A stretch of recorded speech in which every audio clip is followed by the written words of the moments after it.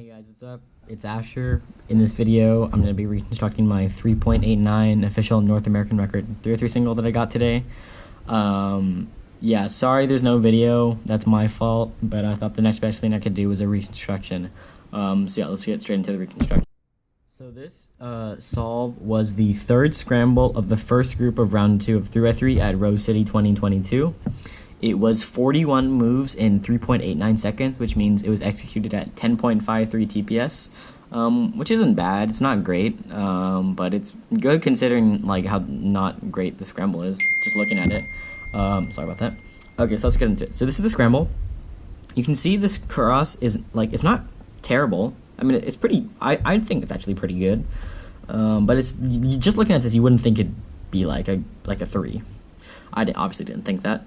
But anyways, what I saw was I wanted to preserve this pair, so I checked first pair, and I saw with U prime, L prime, I could get this edge here and this edge here facing this way, which means that blue will be facing up and blue and red are like adjacent. So which means that that'll be a 3-move insert. It's kind of hard to visualize right now, but I'll get into it later. And the U prime, L prime will also bring this here facing this way, and then I saw with an F prime, R, D2, R prime, D prime, that would finish my cross and I'd have this set up. So that's what I did. So I did U prime, L prime, F prime, R, D2, R, oh I guess it was a D. Anyways, D, and that made this H cross. I did not plan this, but I planned this, I immediately went into it. At this point, I do see the H cross, and I'm like, okay, this is already like pretty lucky. So I just inserted this. This part is not very lucky though. I have my front slot and one of my back slots solved, so that means I have to, probably gonna have to rotate for my next F2L. So this is very stupid. I don't know why I did this, but I guess it worked out. I did a Y2. Immediately seeing this is triple inverse sexy, and I know with the way that this algorithm works, this edge is gonna stay exactly how it is. So, and I know the corners here, so I'll immediately, after I finish this, I'll immediately do rotate and just do U2, double inverse sexy. So I did triple inverse sexy, U2. Here, I knew that if I did a sledge, I could force all edges, but I don't know why I didn't do this. It worked out in the end, but usually I would do a sledge. I don't know why I didn't do it here. But I just did double inverse sexy, got this OLL, and I knew that this would either give me a PLL skip or a JB perm. I'll go into a little in-depth about that later. But I was already at like 2 point, like I was sub 3 at this point, so I'm like, okay, I'll just go into it just hoping it's a PLL skip. Like I was gonna drop it, like stop the timer no matter if it was solved or not. But anyways, I went into the alg. At this point, I do see it's in a PLL skip, so I'm like, okay, I'm probably gonna get a sub 5. So I finish the solve like this, drop it, thinking I know it's a sub 5 for sure because it just felt like fast. Look down, it's a 389. So yeah, that solve, just looking at it, you wouldn't think it's it's not really that good, like unless you plan the X cross, which I didn't. Like it's not a very good scramble or anything, so I'm actually really happy with how I did on this. Like my turning overall, like 10.53 TPS isn't like great, but I'm just really happy I was able to execute it well and get the sub 4. So yeah, that's it for the reconstruction. So you guys might be wondering, how is this going to count if there's no video? Well, immediately after my average, I went up to the scrambling table, and I told them right away I didn't film it, and I told them basically like right away exactly like basically what my solution was, what my last layer was, just like telling them beforehand, so then I couldn't just like make up a solution on the spot.